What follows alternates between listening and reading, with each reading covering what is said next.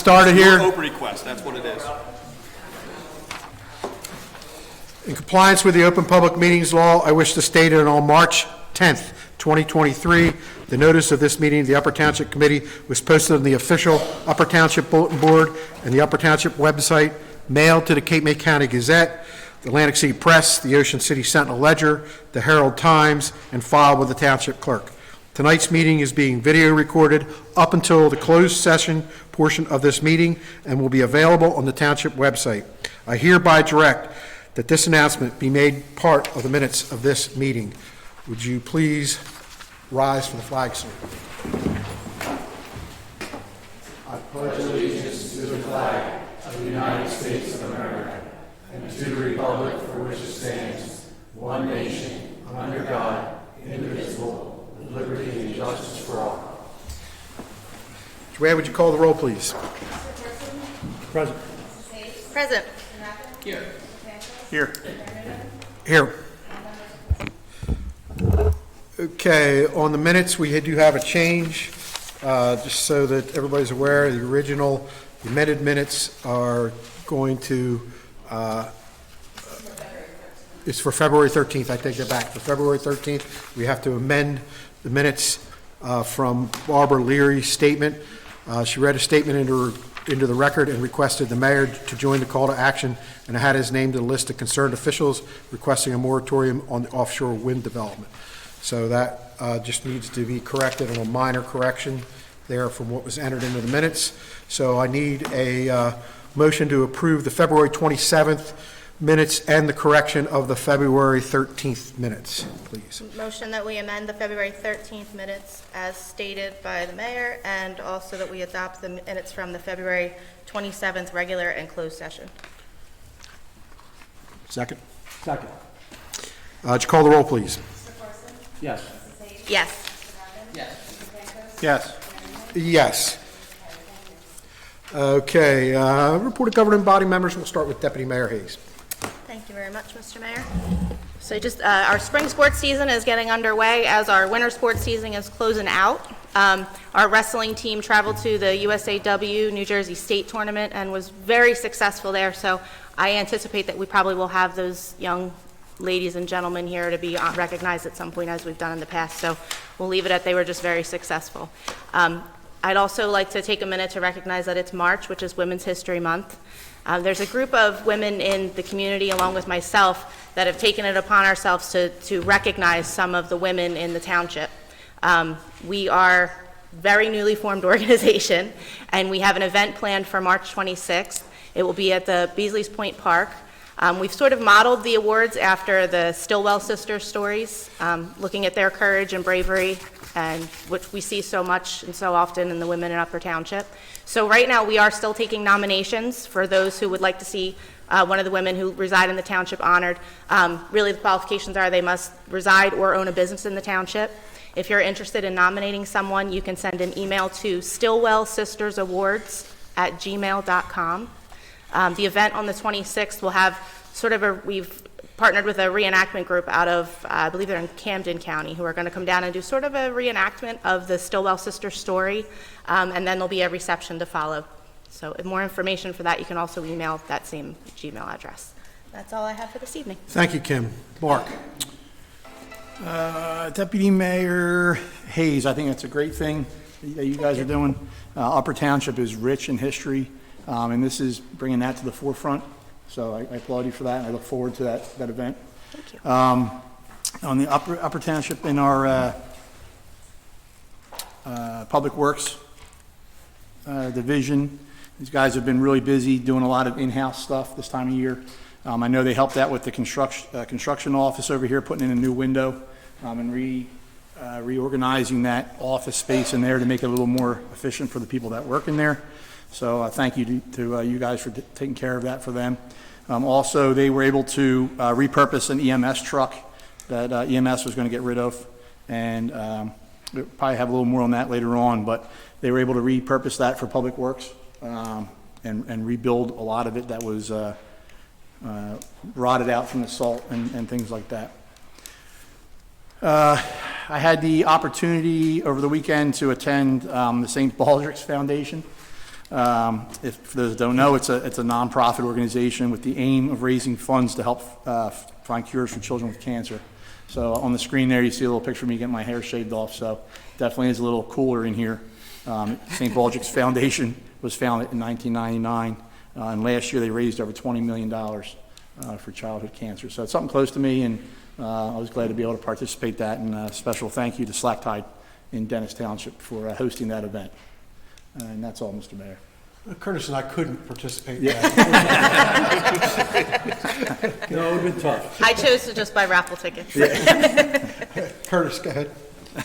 Thanks, Jay. I don't want too much to report. I just want to remind everybody, Thursday, our congressman is going to be having a public meeting on offshore wind turbines at Wildwood Convention Center. It's going to be at 2 o'clock in the afternoon, so the public is invited. That's all I have. Victor? Good evening, everybody. I didn't have much to report until I got to my email this morning and looked at some of the things that are happening at the school. Those of you that know me, I have 2 young boys in school. One's in pre-K, one's in second grade. Upper Township schools are facing a massive budget cut. They were bracing for 700. These numbers are roundabout. They were bracing for 700 million, but 700,000. 700,000. 700,000, but it's ballooned to 1.3 million. I was looking at the really bad number. 50 parents showed up today to write letters to the state. 60 others have pledged to do so on their own. I have information if you're interested in writing a letter to those that have a chance to make a change here at our schools. Some talking points that I received this morning. Our funding formula needs a review. It has not happened since its inception. It's been unpredictable and unreliable. Cape County sends more than $1 million every day in tax revenue to trend. We're a tourist destination. Property values are up, but the income of our residents has not.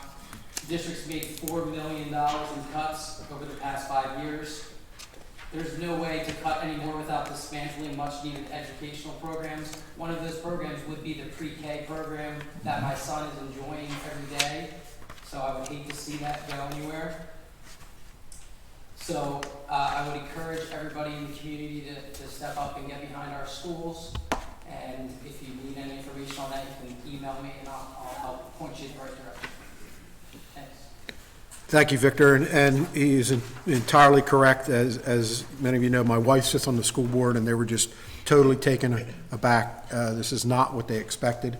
They knew they were going to get cuts, and he's entirely right on that. The pre-K is going to be one of the first things to go, and there's just basically they just can't sustain that type of budget. They were prepared for 700,000, I think it was. That's where we got that number, and it got much more than that, and just $1 million a day going up to the state and not getting a return is absolutely amazing.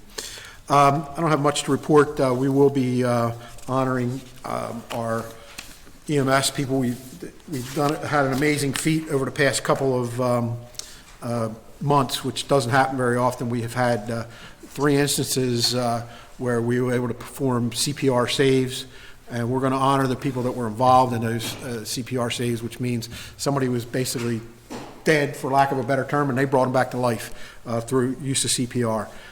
So that was a phenomenal thing, a phenomenal pat in the back. It doesn't happen that often. Anybody who's in the medical field knows that you got probably less than a 10% chance of surviving a massive heart attack or a heart stoppage or cardiac arrest.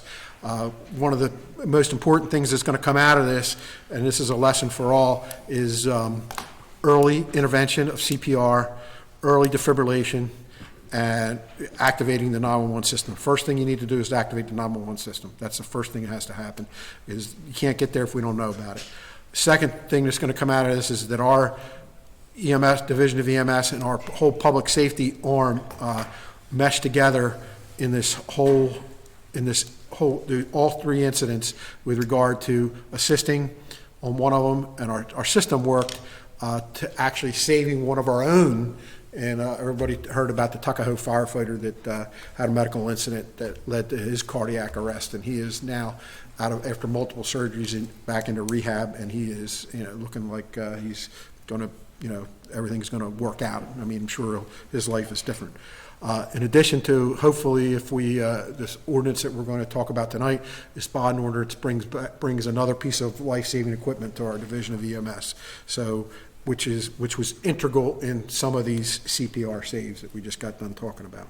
So that in and of itself is enough to report, and happy to report. Can I add something to that, Mr. Mayor? Yes, sure you can. It's not just early CPR, but it's early and effective CPR. That's right. So it really speaks to the training and abilities and the teamwork of our EMS. We're very fortunate to have them. Our entire public safety system there, we worked on that. So, I understand where you're coming from. So here we, and there are CPR classes out there all the time, people, if you're interested in looking for one or finding one, contact our division of EMS, and they will be happy to assist you in finding one. It's not a difficult class, but effective CPR is a big difference maker. That being said, we'll go to the administrator overview. I'll bolster some of the things that Committeeman Pankos had said. So Public Works is doing a fantastic job. The shared services that we were able to work with the school. If everybody sees the beautiful floors that Public Works and the school were able to redo and refinish, we thank the public schools for helping us out. It's fantastic. The number 20 is on our agenda is grants. So Deputy Mayor Hayes continues to beat me with the stick relative to grants and different possibilities, and 20 is that letter moving forward on some additional grant money. 16 and 18 are two employees that we're going to welcome if the board approves, one for the finance office and one for the subcode office, which is our electrical inspector. We continue to work with shared service agreements. Also, Trinity will supplement some of our code officials. Beach signs, Corson, we're finalizing. If I can get together with you, we'll do the final sign off, and then those will go in production. I believe they have completed the frames or close to completing the frames, and so then placement will be over the next month or so. One of the things that we also do is today we heard, I hope Paul will expand on it, with some substantial erosion in Strathmere. I know Mayor Newman sat in on the meeting today relative to the some of the beaches that are being closed and accesses that are being closed, and some of the safety concerns that will be addressed. So in the immediate, we have another nor'easter coming in. Public Works will readdress the situation Wednesday and Thursday after it blows out, and maybe by Friday we'll have an update, and the board can give me some direction relative to a public service announcement on that particular information. That's all I have.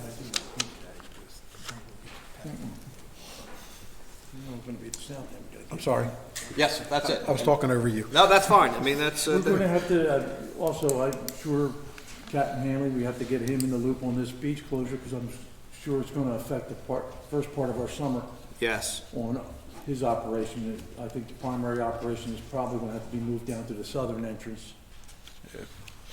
From what I understand now, and the conversation we had, anything north of Williams has been. But I think we're going to have a hard time getting on Williams with our jet ski and all that. That might have to be moved to the southern entrance. I'm seeing a big shake of a head from our public works guys that's saying you're not getting on there. So it Well, must be. getting on there, getting off's the problem. Gravity helps get it on. Joanne.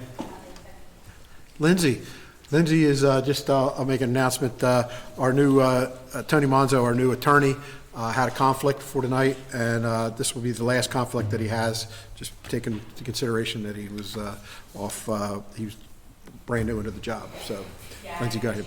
Thank you for having me. I'm one of Tony's partners. I'm here tonight just covering there was conflict, but Tony will be back on the 27th, and I don't have anything to report. We'll go through the items as they come on the agenda if you have any questions, but I don't have anything. Thank you. Barbara. I have nothing to report. Did I surprise you? well, I was going to do Paul last because I know he's got a few things he's got to go over, so, Paul? I don't have anything as last week. Firstly, I think I briefed several of you on, had some zoning permit requests from Verizon Wireless. If you recall, back in 2017, I believe, the township enacted a ordinance to license the small cell 5G sites. They're on top of existing telephone and electric transmission poles. And at the time, we modeled it after what Verizon was looking for, but as technology changes and as they implemented the 5G program, they were realizing they were losing connectivity as people moved from one cell site to another as they drove. And so it's requiring them to put additional antennas. Our ordinance only allows for 2 antenna arrays per site. They are seeing that they're going to need to have 3. And on most normal cell sites, you can see a bank of 3 antennas, and they have essentially frequency antennas. So they realizing that they have to have that other frequency to be able to properly handshake off a call so you don't lose drop calls. The ordinance does allow for deviation, and Township Committee would be the body that would authorize that deviation. I just wanted to brief the committee on that and see if you're okay with. They have sent me a package, and if the committee is acceptable, we can put on a resolution next meeting for authorizing the deviation from our ordinance for that standard, as well as because they have to add another antenna. Obviously, it has to go a little higher, so it would be exceeding our 6-foot height increase of the pole. This doesn't include any new sites, though, correct? It's just existing sites? This would be for the site that they requested. This is for one site at, it's the closest to 1408 Commonwealth Avenue in Stratton intersection. So this deviation currently is just for that site location only. That's the only one they had noticed experiencing issues with, though I anticipate as we move along, there could be a couple more come in, or even over the next year. But if we get this again, I think we may have to maybe look at, revisiting the ordinance to, we don't want to keep doing. Can we authorize them to do it on all existing sites as needed?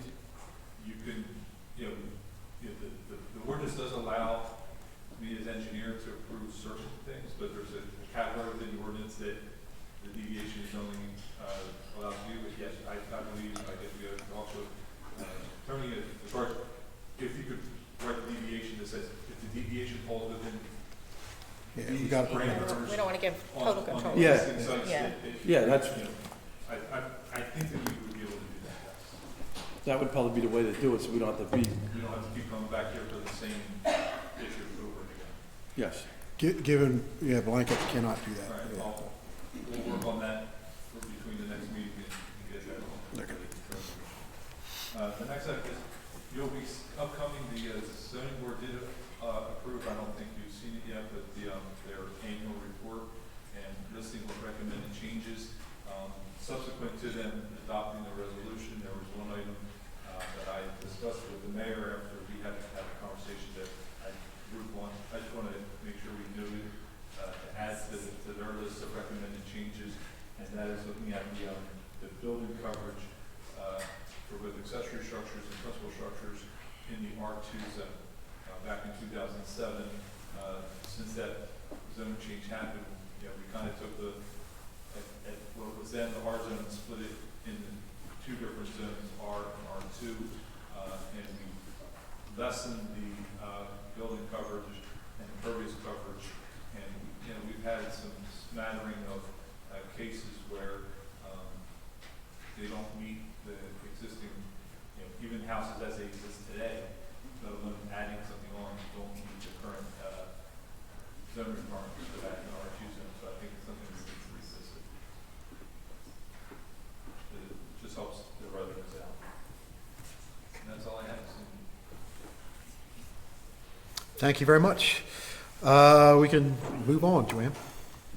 Consent agenda, all consent agenda items listed below are routine in nature and will be acted by one motion. Mr. Mayor, any committee member wishes to consider any items to consider separately, will be moved to consent we approve the consent agenda, items 1 through 18. Second. Would you call the roll, please? Yes. Yes. Yes. Yes. Yes. Number 19, authorizing a permit to deposit dredge material on lot 735, lot 61, 62.01, 62.02, 64, and 65, commonly known as All Seasons Marina, 551 Roosevelt Boulevard. Paul? Board, yeah, we have a couple of comments on that one. Yeah.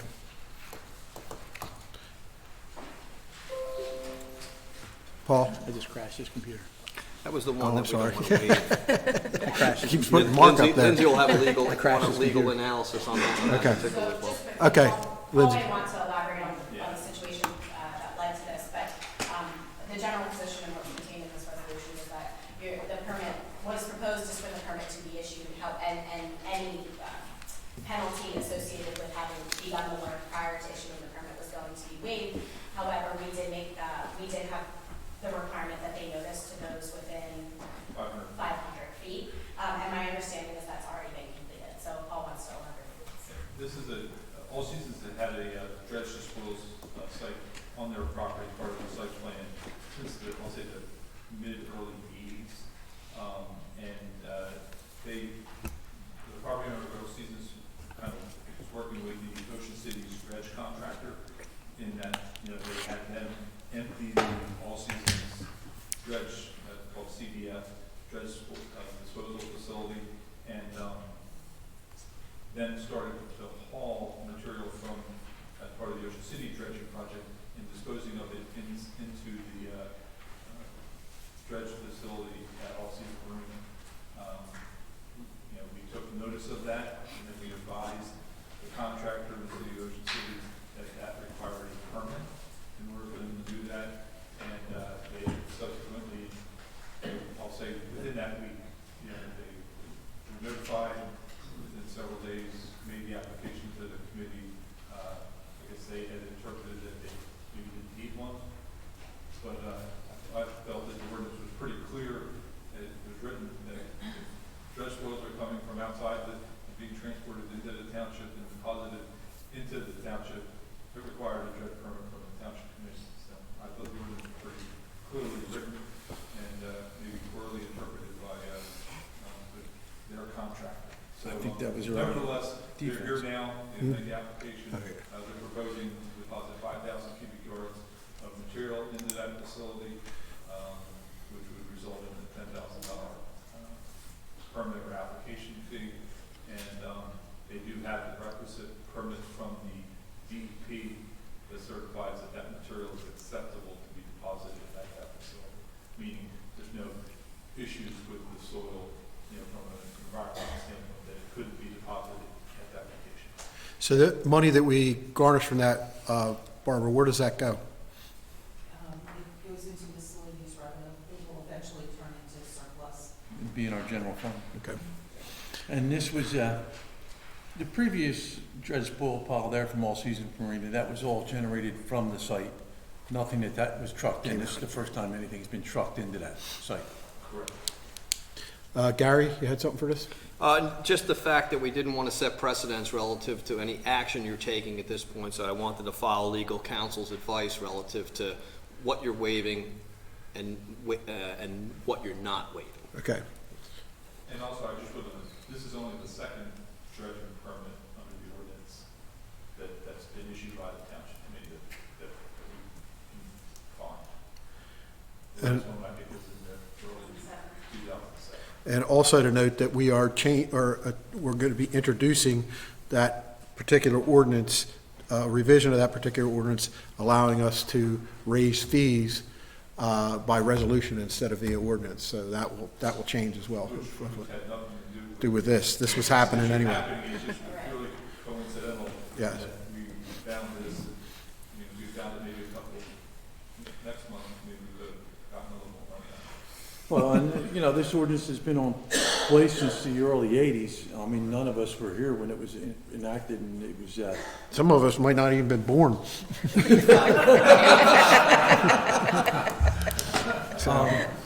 and it was just This came about with the Beasley's Point development discussion. It was, remembered it was on board because they were going to use some dredge spoils there from Patcon Creek, which is, that's not even from our county, so. So that all being said, do I have a motion to? I'd like to make it a form of a motion. We authorize the permit for the deposit of dredging material on block 735, 61, 62.01, 62.02, 64, and 65. Second. Would you call the roll, please? Mr. Corson? Yes. Mrs. Hayes? Yes. Mr. Mapman? Yes. Mr. Hanford? Yes. Mayor Newman? Yes. Motion carried. Number 20, authorizing the mayor to sign an authorization to proceed from Triad Associates for additional grant consultant services. Paul, again. Thank you, Mayor. This is a grant opportunity that Triad has reached out to us. It's for some congressional direct spending, CDS opportunity. The main reason why we wanted to discuss this was the proposal that was submitted by Triad to do the work listed it for one project title, which there was a miscommunication between my office and their office on the title of what it was going to be, and we're looking at attempting to fund I'll say design and permitting of the sewer collection services for more Beasley's Point. That would be the project title, but it's to request grant, for them to prepare the applications for grant funding for that process. Okay, could I have a motion for that resolution, please? Motion that we approve resolution number 20. Second. Would you call the roll? Mr. Corson? Yes. Mrs. Hayes? Yes. Mr. Mapman? Yes. Mr. Hanford? Yes. Mayor Newman? Yes. Motion carried. Number 21, under ordinances, we have the public hearing and final adoption of ordinance number 2, 2023. The bond ordinance authorizing the completion of various capital improvements and the acquisition of various pieces of capital equipment in and for the Township of Upper, County of Cape May, New Jersey, appropriating the sum of $3,494,500 therefore, authorizing the issuance of the general obligation bonds or bond anticipation notes for the Township of Upper, County of Cape May, New Jersey, in the aggregate principal amount of up to $3,319,775, making certain determinations and covenants, and authorizing certain related actions in connection with the foregoing. Okay, thank you, Joanne. This is the public hearing and final adoption of the ordinance number 2 of 2023. So this time, I would like to open it up to the public. It must, as per our meeting rules, this must be kept to just this ordinance. The comments will just this ordinance. There will be ample opportunity to comment on public comment, which is further along in the agenda tonight. So is anyone here that would like to speak on ordinance number 2 of 2023?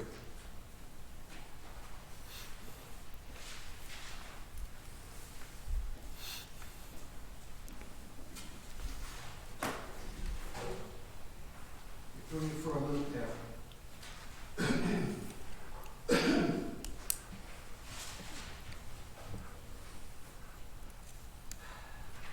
This is about the bond ordinance, am I correct? That's correct. $3.5 million bond ordinance.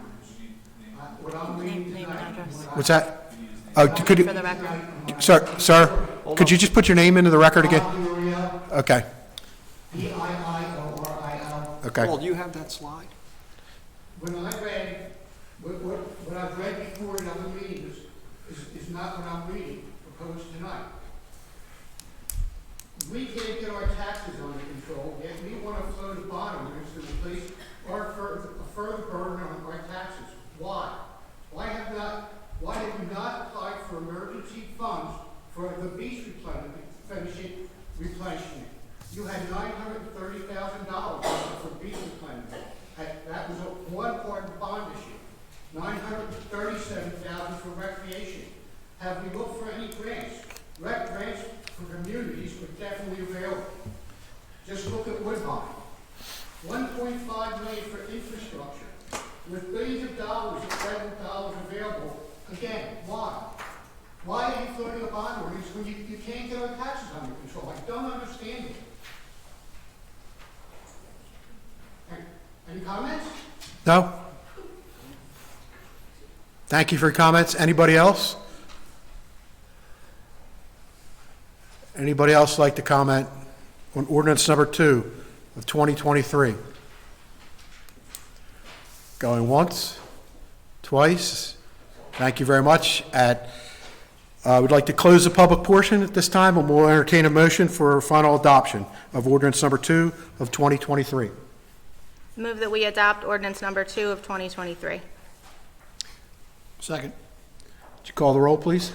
Mr. Corson?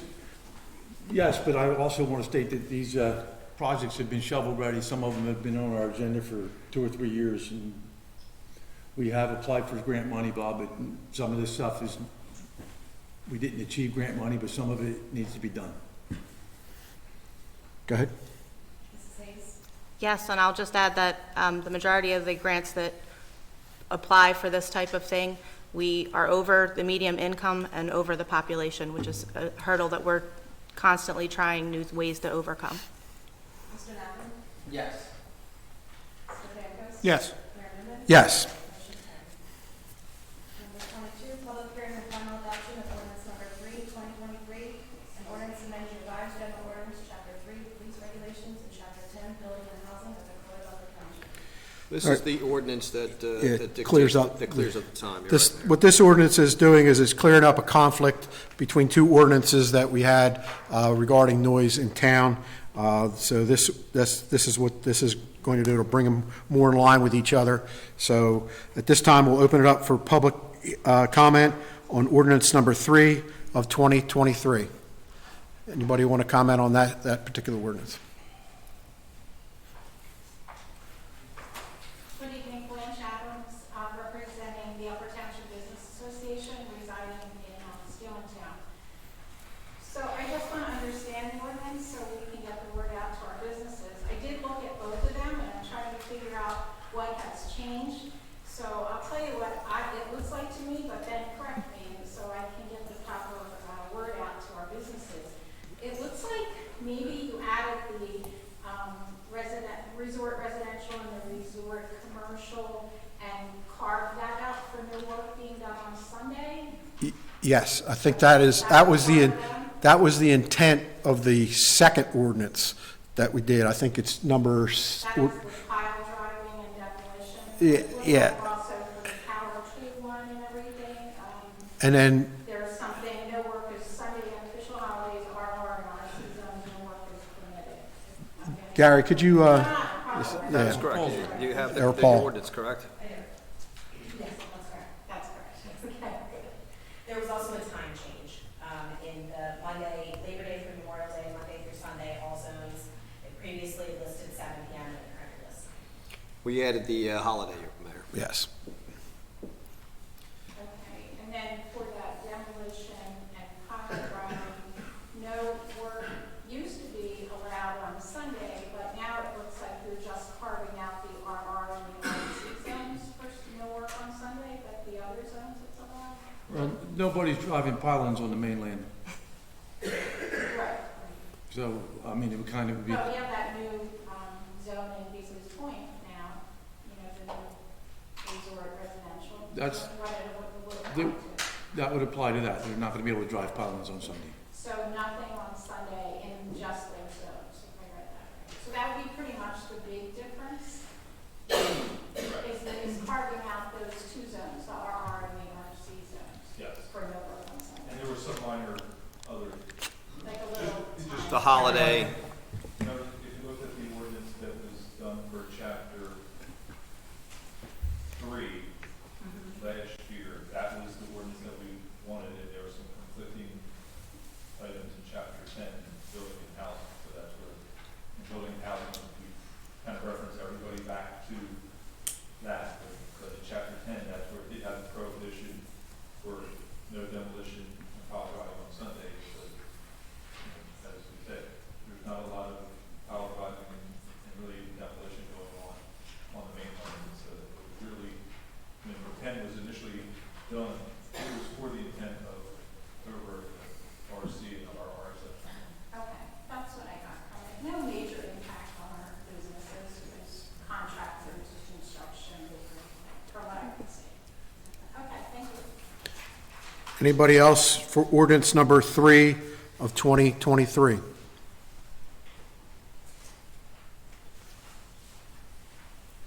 Hearing none, I'll close the public portion of the meeting and entertain a motion to adopt ordinance number 3 of 2023. I make a motion that we adopt 3 of 2023. Second. Would you call the roll, please? Mr. Corson? Yes. Mrs. Hayes? Yes. Mr. Nevin? Yes. Mr. Pampers? Yes. Mayor Newman? Yes. Motion carries. Number 23, we have the introduction and first reading of ordinance number 5, 2023. An ordinance amending revised general ordinance, chapter 15, section 2, dredge soil, and code of Upper Township. And Mayor, this is the one that you alluded to relative to setting the fees by resolution. And what's the date for the, Move we introduce ordinance number 5 of 2023 with a public hearing and final adoption on April 3rd. Second. Mr. Corson? Yes. Mrs. Hayes? Yes. Mr. Nevin? Yes. Mr. Pampers? Yes. Mayor Newman? yes. Motion carried. 24, we have the introduction and first reading of ordinance number 6. Ordinance vacating a portion of Pennsylvania Avenue within the Township of Elbert, County of Cape May, and State of New Jersey. State of Delaware. This one I called the Sagan, and Lindsay, it just a vacation of a, Portion of Pennsylvania Avenue. Okay. Can we go ahead and introduce that, please? Make a motion, we introduce ordinance number 6 of 2023 with a public hearing and final adoption of April 3rd. So, here you go. Yes. Yes. Yes. Yes. Yes, that's funny. Okay, here you go. Try it again. 5, we have the introduction and first reading of ordinance number 7, 2023, and ordinance vacating lands, block 414, block 39.12. this one I titled Schaefer. So this one, you're vacating a portion of the land for the Schaefer. This goes back some time, I think. Easement that initially we were going to, the sale of township property, but after title work, it was found that We didn't we know. really didn't have a full title of the property, so I think they received a quick claim deed from the underlying previous owner, and then now it will remain with the easement from the subdivision that we had received, and this would be vacating that easement that we have on the property. There you go. That's no longer needed for township public. Right. So I'd like to move we introduce ordinance number 7 of 2023 with public hearing on April 3rd. Second. Would you call the roll, please? Mr. Corson? Yes. Mrs. Hayes? I'm going to abstain because they're my neighbors. Mr. Nevin? Yes. Mr. Pampers? Yes. Mayor Newman? Yes. Motion carried, 4 in favor. Number 26, we have the introduction and first reading of ordinance number 8, 2023, and ordinance amending revised general ordinance chapter 4 of the code of Upper Township as section 4.6 entitled rental housing. Mayor, this is the short-term rental ordinance. Okay, and So- I just want to explain a little bit about the nexus of this. This Yes. was a situation brought to us by a citizen, and we, in turn, sent it over to the planning board, requesting that they take a look at it and come up with some sort of plan that would operate within, that we could operate on regarding short-term rental housing in Upper Township. That being said, the planning board met. I wasn't on the planning board at the time, and their attorney came up with this is the nexus, and this is the beginning of that. Correct, and then it was vetted through Monzo's office, and Mr. Dietrich assisted in it, so it was a global document at this point, which was led to its creation and its introduction. And one of the reasons that I wanted it to come here, and I know there might be some people that would not like this, but we want to get some public input on this, and that will not be at this time, but it can be if we introduce it. Go ahead, Paul, I'm sorry. I just have one, it does have another component to this, it's not just for, regulating short-term rentals, it's also for an overall rental registration of all rental properties, both short-term and long-term within the township, because it does sail into a state mandate where we have to essentially inspect long-term rental properties for lead-based paint. So we can't really do a lead-based paint inspection, finding out where we might have issues without knowing where our rental properties are. So it's a combination talking about short-term rental, but it also has another component to it for why we're doing this. Let me bolster that. The heads are going back and forth. So what Paul and I have been doing is so the internal management of these documents. So once it's legislatively approved, then it has to come to the clerk's office, and we have to maintain these registries, and we have to maintain the ability to do these rental agreements. So in this ordinance at this point, it's going to have the same language as the dredge material, as you'll be able to set those by resolution, the fees set by resolution. Are we going So- to be able to set fees on short-term rentals too? You'll be able to set, Yes. you'll be able to, Because that's the only problem I have with it, there's no fees associated with this. Yeah. Yes. But we have the ability, right? Yes. Go ahead, legal. For both long-term and short-term rentals, as well as for the lead-based paint inspection. Because, I mean, there isn't, like, at Middle Township, I have a copy, there's an annual fee of $250 for each rental unit.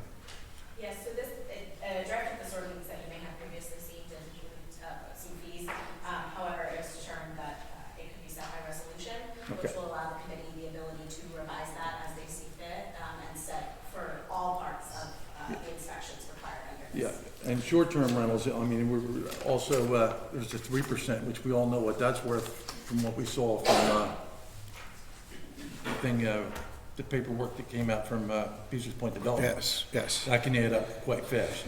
So as long as we're gonna put fees on it, and Correct, this gives the ability to the township committee in their discretion to set fees. And I think it that's- puts it in line with how we've been sort of revising Yes. other ordinances so that we're revisiting them and not leaving Yeah, I fees just- that were set in the 70s that have never been Exactly like the revisited. dredge oil was just revised to allow you to set the fees by resolution, this does the same thing. Yeah, that makes sense. And additionally, we need to come up with some sort of program or procedure because we're becoming a permitting nightmare. Not that I want to do that, but it's also, well, from the public safety side of that, we also have an issue with, I'm very, very happy that this is included in there, that we can't get into a lot of these units. So we need to be able to get into these units and know what's going on. Well, they should also be registered, because, I mean, public safety, if it's a rental unit, that tells you there's people who aren't familiar with it. That's So correct. you should know where the rental units are. Also, part of the inspection process are the annual fire inspections. Yep. I mean, that's something we should probably look at too, fire detection devices and all that. I mean, it goes on and on. We'll talk a little bit more about what myself, the clerk, and Mr. Jutrick did over the last couple of days relative to interviewing different companies that maintain the issuance, the databases, all online services relative to licensing and paying for licenses and inspections, correct. So we'll hit that under 33, but it goes back to what the board is saying, you know, as bureaucracy increases, as staff decreases, we're trying to use technology to offset the workload. One of the reasons, one of the things that we are trying to do, like we said, is take the fees out of ordinances and allow them to be set by resolution. That eliminates the, you know, all of a sudden figuring out that in May, we need to go and set a beach boat ramp fee or something along those lines and have to go through an ordinance process, which takes some time and costs more money.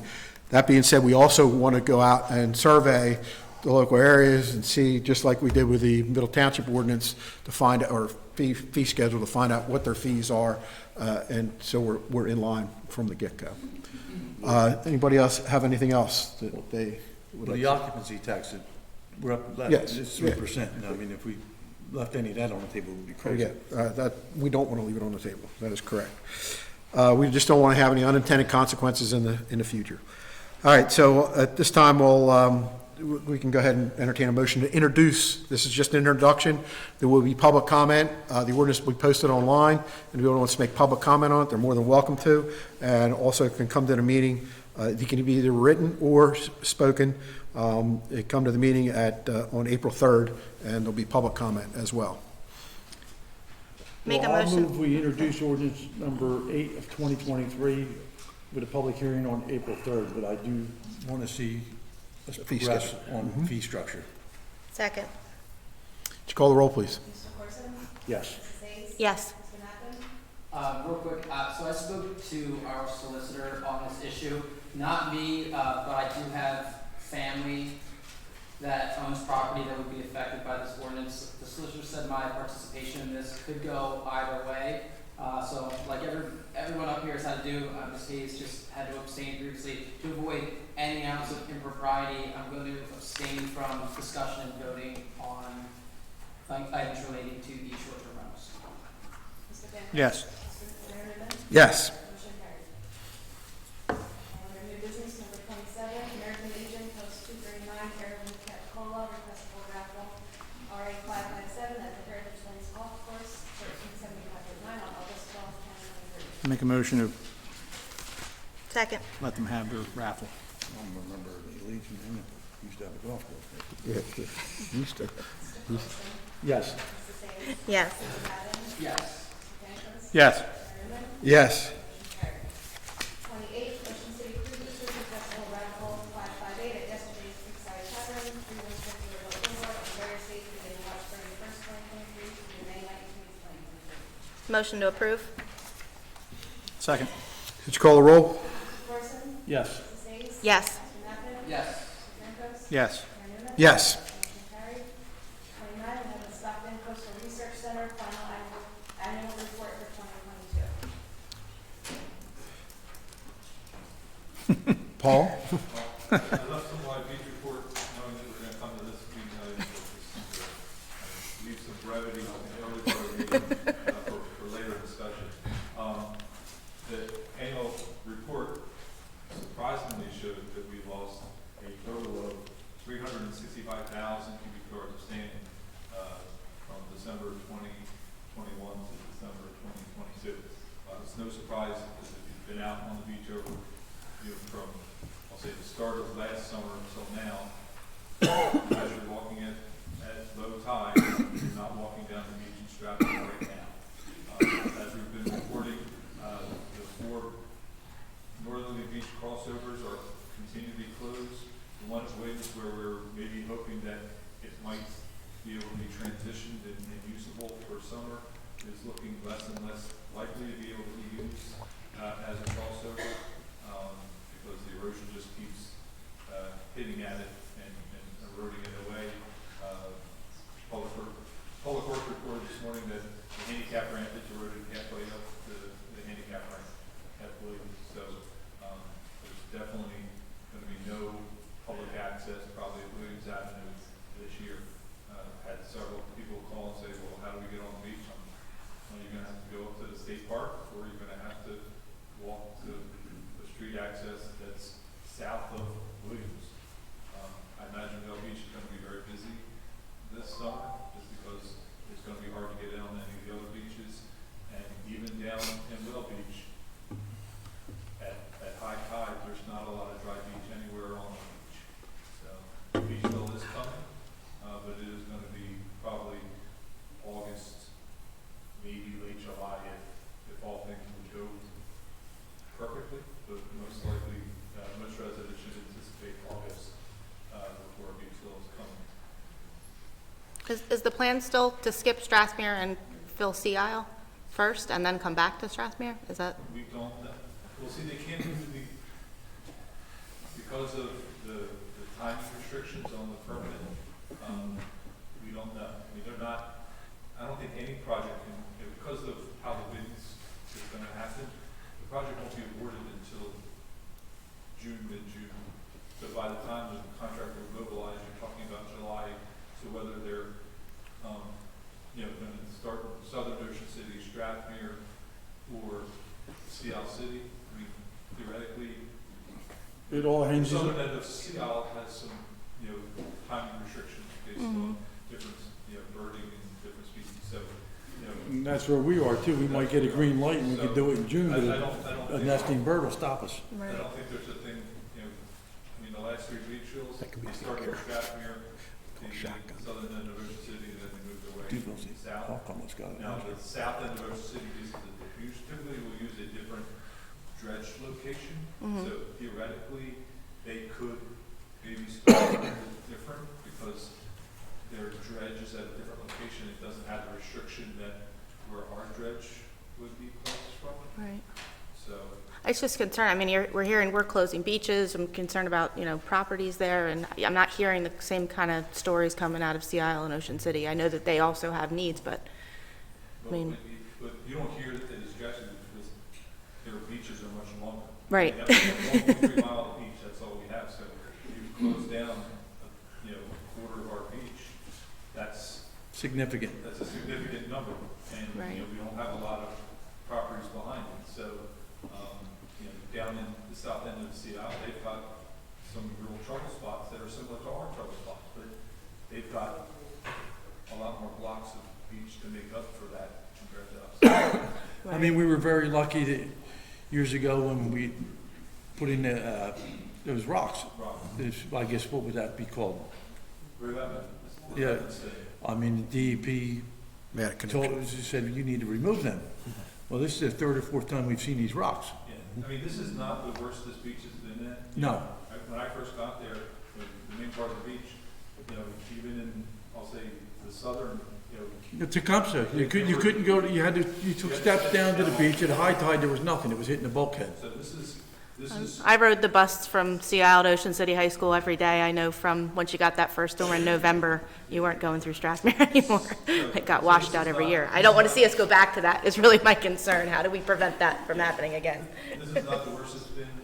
Obviously, there's not gonna be as much dry beach, but from a damage protection, we still have, through most of our beach, we still have our whole team, so. We still have the homes are geotube. still protected, and that's really what the beach is there, is to protect them. We have geotube that was put in the 90s, it's still under some of that. Remember the controversy?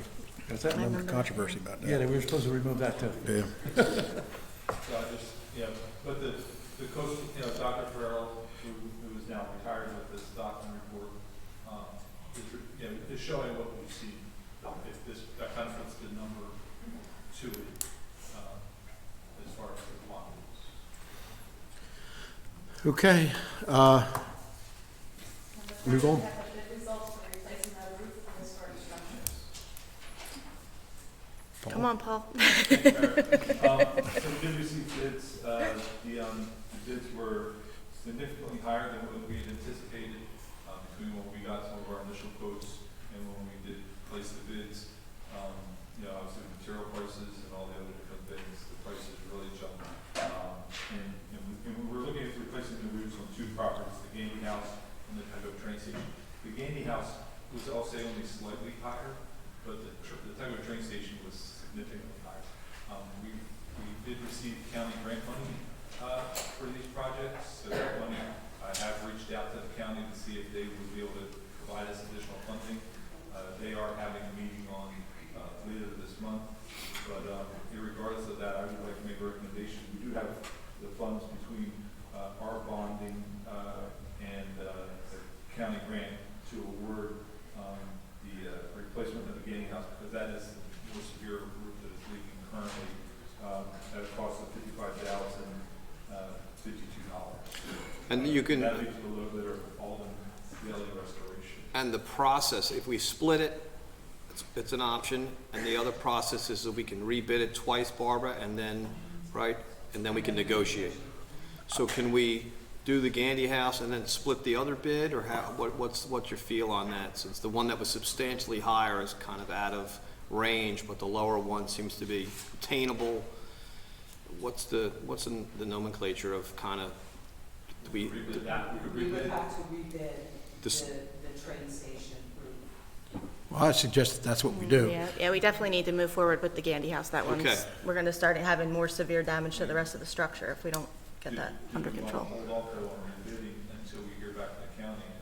There is an all chance that they could give us the additional funds to fund it. No, because we could rebid it anyway, right, and just use as Whatever additional best funds bid to is, lower our, does that make sense? If we rebid it, that gate swings both ways, we might get a higher bid. But also the time, going out to bid, I have to re-advertise in time, but if I wait till the end of the month.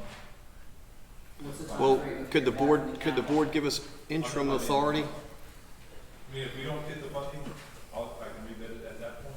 All it is till the end of the month? Yes. Okay, then we can wait till then, yeah. I think it makes sense Yeah. see what the county is willing to do. But I think we're gonna need additional, to rebid it, I Regardless. think we're gonna need additional county grant money Either way. either way. So I at least would like to be able to hear back from the county and see where they're going, but then, once we hear back from the county, we can. Okay, so is everybody okay with going ahead with the Gandy House and then waiting to hear back from the county on the train station before Yes. we move on? Okay? Yep. There you go. Thank you. And that was for all the daily restoration, they were the Okay. of the two bidders we had.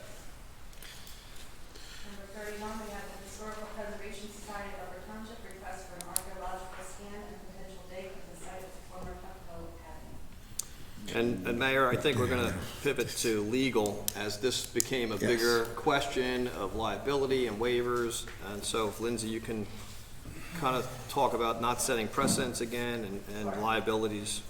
So to the extent the township is interested in moving forward with the request of the Historical Preservation Society, our recommendation would be that you execute an agreement that our office can prepare that will include waivers and hold harmless agreement, as well as a determination as to if something is found of value, who owns it, and that'll set a precedent moving forward that in the event there are further digs or other events on township property, that's how you conduct them. So we're happy to create that agreement if you. Well, I fear that we open a can of worms with this, and that if something is found that is of historical value, not that we don't want to preserve our history, but we also have a concern of, will that preclude us from ever utilizing that land if Public Works needs it? Will preclude us from, and if there is something of value found, who knows what it's worth? I have no idea. Actually, Curtis would probably be a much better judge of that, of what can be found. And also have the liability and the like, and what if they want to do others, and if we set a precedent now, where are we going? So it's kind of up in the air on, I kind of want to know. I don't think they're going to find anything of historical significance at that site that would probably, Trigger such as something. Native American stuff. I don't believe that's a Native American site that far from the water. But, so I don't think they're going to find something there that would maybe make the property value, but they're going to find, they possibly find stuff from the colonial era or not. Is that still a problem? No. No. That- Well, then you come into ownership of the item. But that's would be part of the That's part of agreement. legal. Right. Sure, so again, the proposal is that if the committee is interested, our office would draft an agreement with the Historic Preservation Society that would deal with if items were found, ownership of them, as well as, the leases for the township. Well, I would think the township would own it, it's our real estate. I mean, but I think we can charge the responsibility, the care, and the upkeep of it with the Historical Society, Who wants to do the dig anyway? with right? wants to do the dig, with an agreement and public display of it. That's certainly what. I mean, we certainly don't want it sitting in a box here. Yeah, understood. So that being said, I think if everybody's in consensus with that, we can move forward. I got my questions answered, and Lindsay, if you could have them draft that, and we'll come up with Say something. that now, I'll find a Native American burial. Find Pocahontas. They're looking in the old privies, I don't know. Yeah, I know. You never know. Number 32, we have the leases point boat rent of 2023 fees. Another resolution or fees that can be set by resolution last year's. For on or before May 31st, they were $75 per permit. After June 1st, it was 1.5, and the daily permit was $15. You want to keep them the same this year? I would think that would probably be in our best interest to keep them right there. Yeah, I don't see any reason to change Yes. them. Unless anybody has a problem with that? Nope, I agree. Okay. Under unfinished business, we have 32, draft ordinance amending chapter 3, section 1 of the Code of the Township to regulate hawking, hotel, and merchandise or services. Lindsay?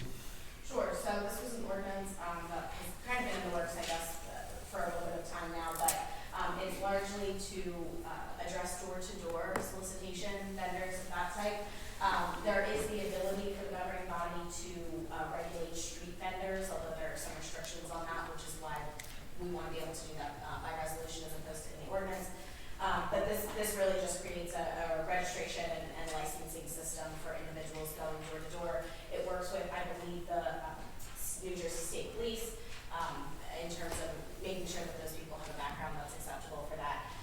And it does create a, like an inventory, it has the ability to create a no-knock inventory within the township. Gary, what, do you have anything to add to that? Yeah, so this is, again, you kind of hit on those unintentional consequences, and as legal says, hey, this creates a license and registration system. Well, we don't have a license and registration system, so we have to create a license and registration system. And so I've been getting, calls from this particular vendor that's interested in doing this, and, that the process continues. And so now we're at the process of internally creating that licensing system and looking for different vendors who provide that. And the clerk and Paul sat on a call today on the second Zoom pitch for a company called GovPilot that does this in the state. And so they sell modulars, and each module costs about $333. The basic package is about $1,600 a month, but those 5 modules, one can do the hawking and peddling, one will do the registration, right? And so then you have one maybe for OPA requests, and whatever our 5 top would be, that would be the module. It'd be web-based, it'd be tied into our system, but then again, with the other municipalities in the state that do these registries, it's online. The registry is then uploaded to the vendor. It's updated, but again, it's nice to make these ordinances, but then we have to maintain them as administrative wise. So I believe that and I'll pivot to legal, I think we are there with the ordinance. I think what we are missing now is that component internally to maintain it, because it's not just the no-knock registry, it's also the issuance of the license, and it's the maintenance of the registrations. And again, it all falls back to a office that was 4, that is now 2. So One day it'll be 3. one day it'll be 3. But again, you're coming in, you said it best, Mayor, we're becoming a municipality of permits and licenses.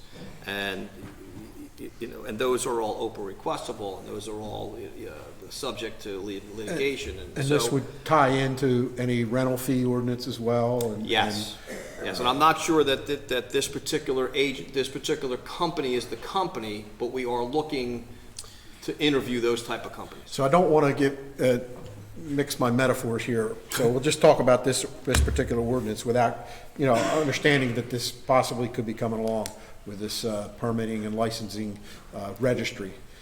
One of the reasons that we're even looking at this ordinance is because right now we do have an ordinance in place that says there is no door-to-door solicitation at all.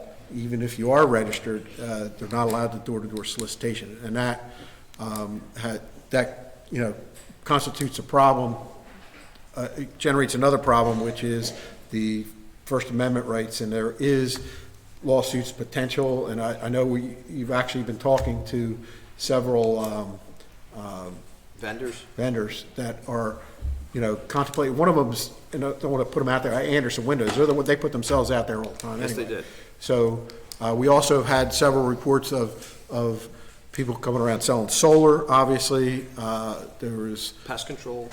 Yeah, so there's multiple things happening, and it happened to me, as a matter of fact, when we first started talking about this. They were aggressive, and Aggressive, yes. aggressive, and there was a lot of outcry. So we potentially could be involved in something where we have to put something together. At least we can regulate it and require them to have ID and their business be registered within the township as allowed to do Well, that. they'll do background checks and all this, Yes. just hiring a bunch of out-of-state kids and all that. I mean, the pest control people are people from That's it. Utah. Yeah, So- yeah. And it will give us the ability, again, with the input from the state police, that they want an enforceable ordinance, that if they have to write a coupon, then, a summons, then it will, from my old days. So you would be able to enforce that ordinance. Right now, this ordinance could be challenged, like you said, and whether we win it at the Supreme Court or not, it's still challengeable. Why bother? I mean, all right, so is everybody okay with moving forward with the ordinance? And we'll direct legal to go ahead and move forward with that ordinance and expect a report back from Gary, Joanne, and Paul in the coming days about the permitting system. And again, so if it's $333 per module, the minimum on this company, I'm just using their matrix, is 5 modules. There's going to be an offset fee as for the registration fee. Yes. This also covers, we had a situation last year where CL has vendors on the beach selling ice cream, and they came into Upper Yep. Township. This also covers that, too. That's the peddler, right? Yep, this gives the governing body the ability Yeah. to govern that. The only question that I would ask is that this ordinance actually sets forth fees as currently drafted. Let's take it out. So based on what we've been talking about tonight, I think we probably pull Set 'em by that off, resolution. Set by resolution. Is everybody all right with that? Yeah. Yeah, that's something we started about 2 years ago, and we're slowly catching up as we do. Okay, your pleasure on the bills. I hereby move that all claims submitted for payment at this meeting be approved and then incorporated in full in the minutes of this meeting. Second. Okay, would you call, you have a second first? Second. You have a first, you have a second. Would you call the roll, please? Yes. Yes. Yes. Yes. Okay, at this time, we'll open the meeting up for public comment. We've got public comment limited to 5 minutes per person, and anybody who wants to step up to the microphone, please speak into the microphone, say your name clearly, and your town of residence. I was totally 430 South Shore of Route 9, on Pine Hill. If I may approach the township attorney or solicitor to give her this 2 exhibits. What's that, what is it? 2 exhibits for. Okay, yes, sure. Thank you.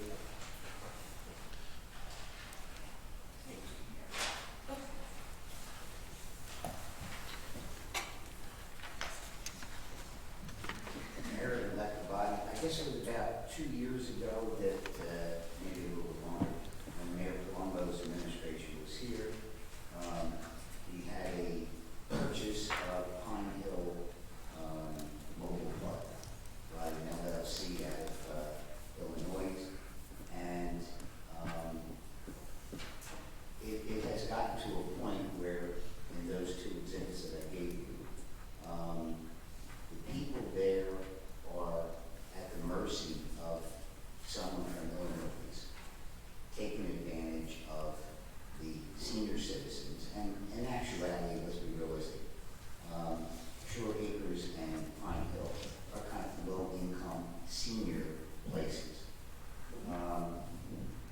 There is an ordinance in the state that would cap any individual town that would impose a, now we call it rent leveling as opposed to a rental cap or rent control, because that seems to be a good word now. And carve-outs were for water and sewer, insurance costs, or property taxes. They have raised the rent there to what I would consider exorbitant amounts, given the fact that when you took over, they were about at $400, we're at $605 now. And I think this year we would get close to 8% increase. And of course, they're pointing to the CPI. I guess, and I have Joseph Sullivan that's here, speaking for different parts of the thing. In those exhibits that I've given you, you see down in Lower Township, they had implemented a rent control or a rent leveling to a particular part that was sold to outside entities. And in Middle Township, they also did. These parks are being bought all over the country. It started 8 to 10 years ago, where LLCs, venture capitalists, and REITs, real estate investment trust companies, were buying these things. And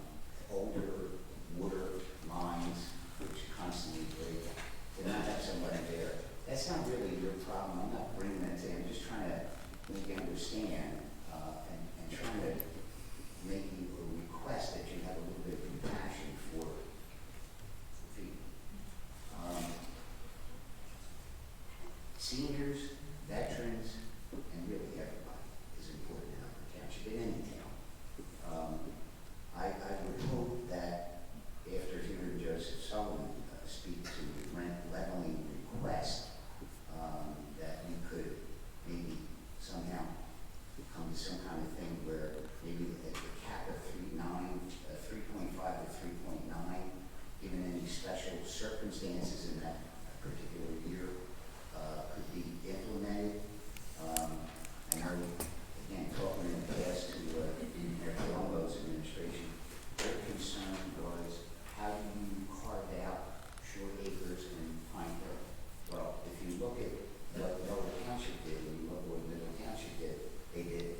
So there's a way, but again, I will pass to Joe Sullivan and just hope that he can describe it better and make more inroads into the particular legislation and, dotting the i's and crossing the t's. But I had one question from the other thing about the rental. In Stratford, they have weekly, monthly, half season, and season. Would that be exempt from that? We haven't set a fee schedule at all, so, yeah. They would all have to be registered. And they would have to- Yeah. The short-term rentals, it's limited by zone, so it's allowed in that zone. And, It's similar to what we had in Seal. and if we had an occupancy tax, some of these occupancy taxes, if it goes through a realtor, for example, that exempts the property from how I understand it, from an occupancy tax such as Airbnb, I believe is subject to an occupancy tax, and that's explained in Middle Township's ordinance. But, So, in other words, not that, I got to kind of slow you down, Larry, just a little bit because of our time limits and April 3rd is the next public hearing on that, the rental thing, yes. thank you. Hello, I'm Joseph Sullivan. I am the Executive Director of the Manufactured Homeowners Association in New Jersey. I'm also a member of the Manufactured Housing Consensus Committee for the Department of Housing and Urban Development. I am the Vice President for the Northeast region for the National Manufactured Homeowners Association. I am also the Chairman of the Jackson Township Rent Lending Board. What I see happening, and now happening here, is that corporate ownerships are coming in, LLCs. They take over these parks, and their goal is to maximize how much they can get out of each tenant. They consider residents of manufactured housing as a captive audience, as captive tenants, because if you say, I'm not going to pay 9% this year, they'll tell you to get your home out of there. Now, how likely is that going to be? It costs $35,000 probably to move a manufactured home. And they know these people don't have that money, so they know they'll pay the rent. They even have online courses in teaching people how to buy manufactured home parks and press and push the rent as high as possible, because these people will pay, because they can't move their homes. Unlike being in an apartment complex where if you don't like the rent of the apartment complex, you can move to another apartment complex very easily. Here, that's not possible. You have to move your home. And oftentimes, they even find that they can push people to abandon their homes. And then they take ownership of the home and flip it. And they make a profit doing that as well. So it's a win-win for them. And so we're seeing many towns now adopt rent leveling ordinances. And just at the beginning of this month, Manchester Township in Ocean County adopted a rent leveling ordinance, capping increases at 2% or 3% if the park provides heat. And they include avenues for increases for capital improvements or hardship. So in those cases, the park would have to open its books and show the fact that it was losing money and needed a hardship increase. And I'll tell you, they don't lose money. Even at 2%, they'll never lose money. In Jackson Township, I can tell you they're very profitable. And we've been under rent control for many years. So all I ask is that you look into the feasibility of adopting a rent control ordinance or rent leveling ordinance to protect these residents, because they don't have anywhere else to go. They don't have $35,000, $40,000 to lose their home.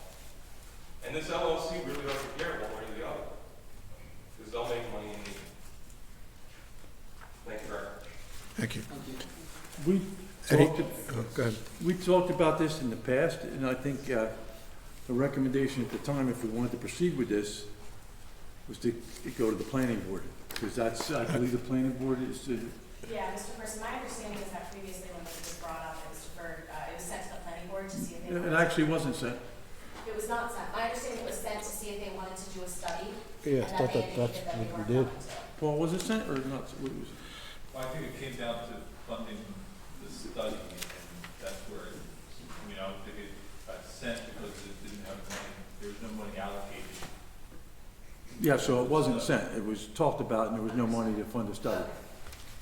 So generally, obviously this is for the committee to discuss it, but generally the position that we take on these things is that landlord-tenant matters are private matters between an owner and a tenant, and that the potential for setting a rent control ordinance in this way could open the municipality up to being a target of litigation in these landlord-tenant type disputes. However, obviously, to the extent that you wanted to send it to the planning board for a study or something along those lines, you certainly could. Would we have the money for a study? And what's it gonna cost? I'm not sure. I'm not sure what the cost was. It was difficult to find. We never really got a hard cost on what the consultant studies would cost. There's also been some, whether rent, is there allowance for rent control boards? Now, somebody said something about in their comments about a state ordinance, but I don't know, state law, I guess they meant. I have to familiarize myself, quite frankly, to see whether there is precedence for that. I don't know that specific guidance has been given by the state to municipalities on their right to do that. I do know that other townships have enacted them, that's accurate, but it's certainly something we could look into if anybody. Well, I think that's what we have to do. What is the best path forward if we want to look at that? Which way do we go? I think if it's we want to go? kind of multiple pronged. Obviously, we need legal counsel to look into it, but we also need Paul to get some information on what a study would cost. Yeah. And I can reach out to Lower Township, had this very conversation earlier in the month of February relative to rent leveling and what position they took. So I'll gather any kind of legal paperwork. I don't know if you have any connection to the solicitor in Lower Township. Yeah, we can certainly do that. So once you reach out to him, I'll reach out to the BA, that's Laffey, and I'll gather up whatever was on the record. And how they went through the process. Yes. So, anybody else from the public?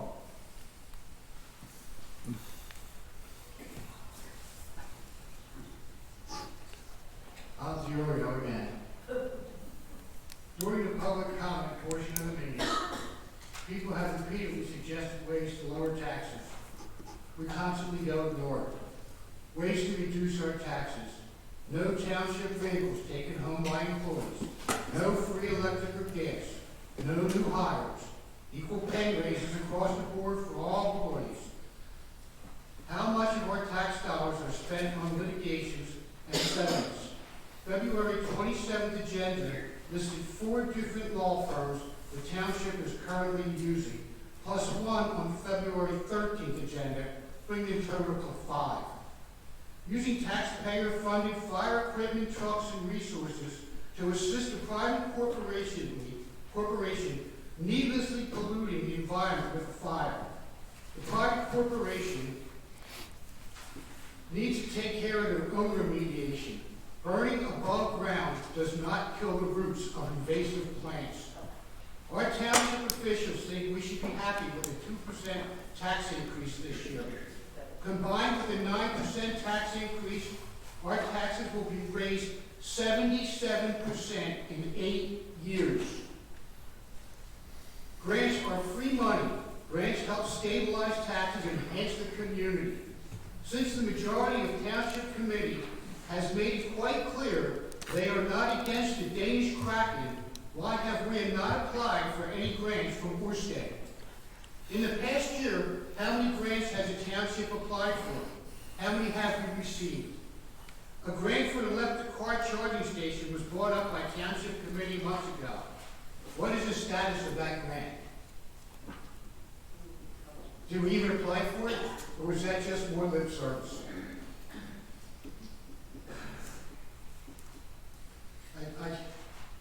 No new taxes. Talk about quality of life. Try not taxing us out of our homes. And finally, the elderly woman detective from Ocean City gathered all of her strength, was physically shaking, and her voice was trembling as she spoke. She definitely struck a nerve because she spoke the truth. Yet you continually interrupted the speaker and shut down the meeting. This is no way to conduct a meeting. It was a disgrace to the public that you were supposed to be serving. Picking on little old ladies. Robert's rules indeed. Maybe you should alter it up on diplomacy. Thank you. Thank you. Anybody else? Public comment? Anybody else?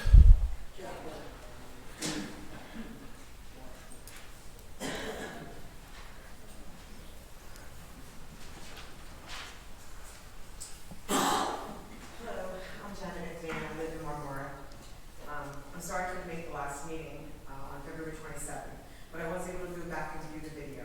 Over the last 2 weeks, I hope you've all have taken the time to do more research about the truths on wind turbines, the amount of diesel fuel and various fluids needed to run both the turbines and the substations, the takes, the harming and killing of ocean life that is in the Orsted contracts that is considered acceptable, the millions of dollars of contributions that Orsted is funding to environmental groups such as the Audubon Society and the World Wildlife Fund that are supposed to be protecting our ocean, land, and air wildlife.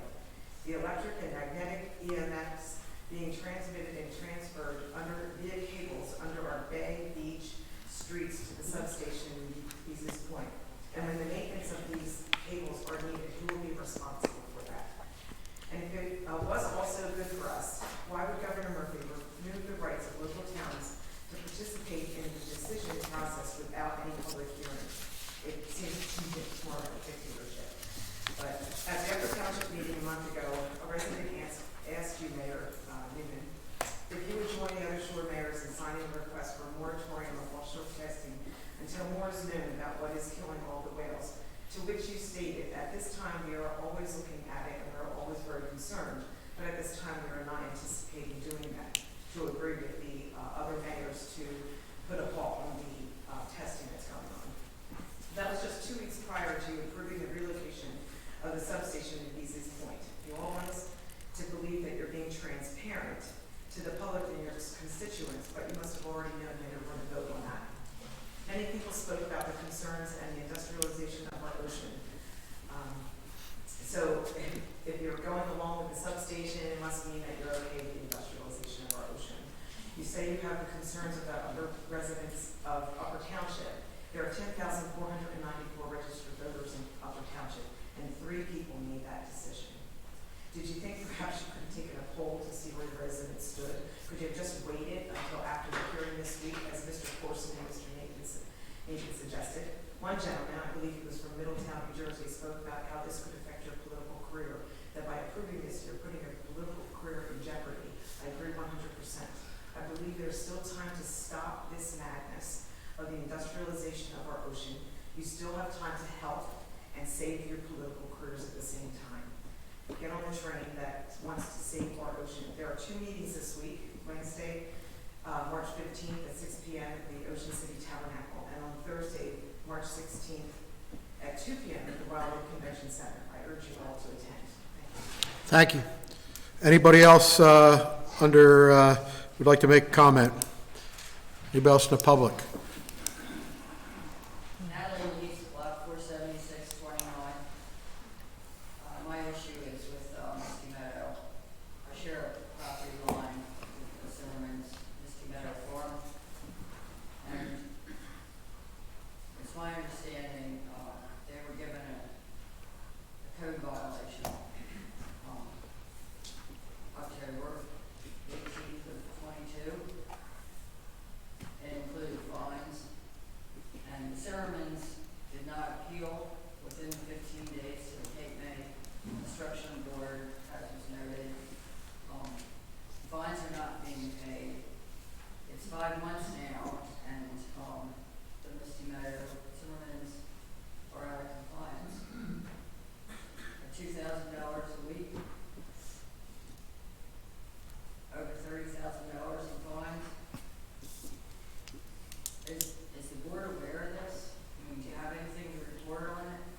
We're not going to comment on anything that has to do with anything in the legal system.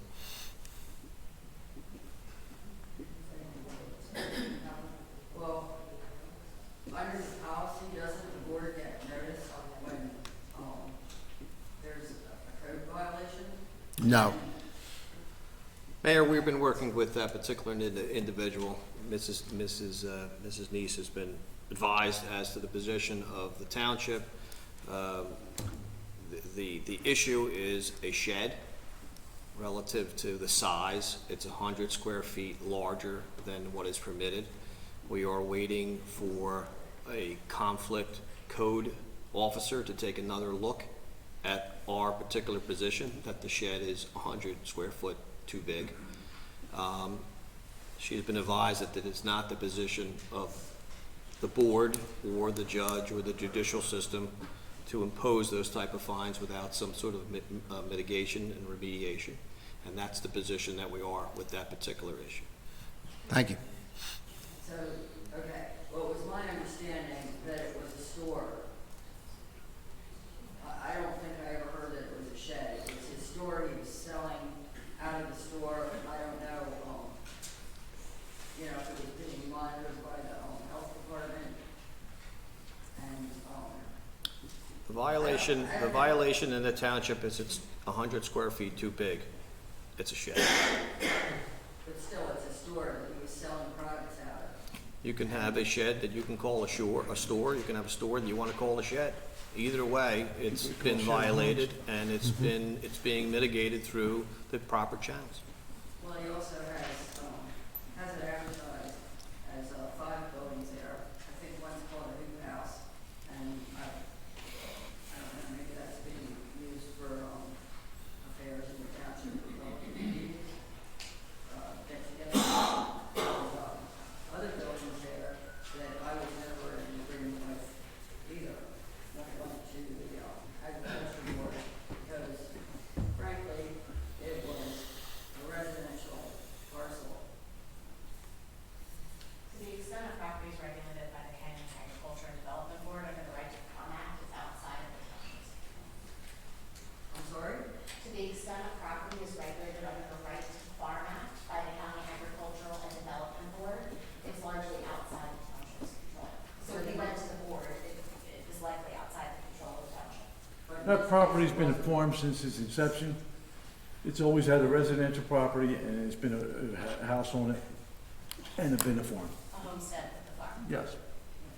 Under the right to farm, that was in 1998, I believe, and it had to be farmed continually for 2 years, which was denied. There wasn't even a house there, a pole barn was put on it in a residential district that was not allowed under Schedule A in the residential district of this township. And it exceeded more than 1,200 square feet. So even if it was in another district, other than the residential, the bottom line is it shouldn't be. Only 7. It's not. Tell her to get a lawyer. It was a violation of the township before it ever even went to the Cape May County Agriculture Board. Again, Natalie, that's your position. The issue in my office is the shed, and it's being addressed. And it's in violation, and it's been in violation. Yeah, and it's being addressed. It's too big. Anybody else? Public comment?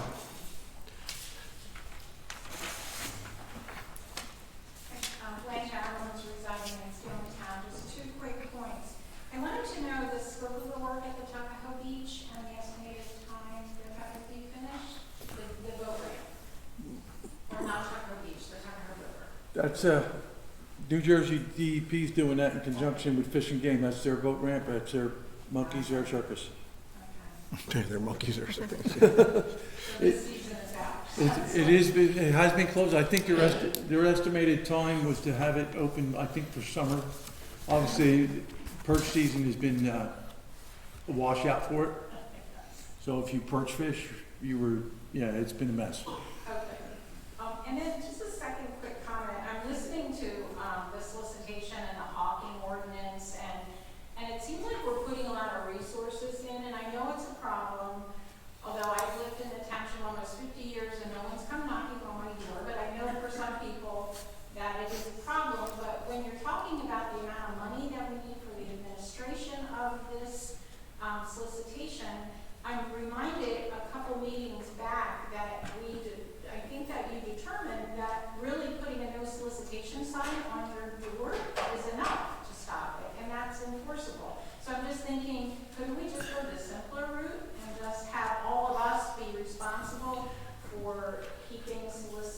off of our property, like putting in. Well, you are responsible, right? So if you get litigation and the township gets sued, you're paying.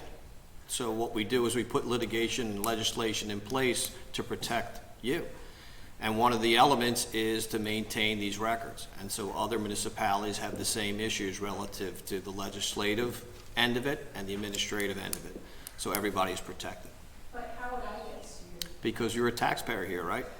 Right. So you're paying. But what am I getting sued for? You're getting sued as the township, right? So who do you think funds the litigation? Mr. Urio was just complaining about attorneys. That's what I'm saying. Right, so what happens? More layers of. Well, the problem is, like, there's, Steelman obviously there's not a not doing nothing problem. I know where you live. Right. Nobody's going door to door there, but in the neighborhoods where it's a little more concentrated, there is a door knocking problem, and we had a door knocking problem this year with the pest control people, and we have door knocking problems with people with. I had somebody the other day come approach me because I have a dirt driveway. They overbid a job and they had a truckload of asphalt. No, they didn't. Well, I mean, I told them you need to get somebody else to figure your estimate for you if you have 10 tons of asphalt left over. Just hearing all this expense, you're out for city and. In the end, there might be a problem with our current, we do have an ordinance in place that prohibits solicitation, period and paragraph, okay? That could potentially be a problem in a court system, because we're not allowing it. So in lieu of that, going to battle in court, we said, all right, let's regulate it heavily, which we are allowed to do, and at least know who these people are. That was the intent of the ordinance. There was also an issue with fraud. There was people knocking on doors that weren't legitimate companies. Yes. So it was also to address that and protect our residents from people going door to door that didn't really represent businesses. We don't want to stop Girl Scouts from selling cookies, though. Yeah. We do not want to stop Girl Scouts from Sell selling cookies. cookies and that. We like cookies. Thank you for the discussion. Anybody else for public comment? All right, that being said, I'll entertain a motion to go, I'll close the public portion of the meeting and entertain a motion to go into closed session. Mr. Pankos, would you please read that?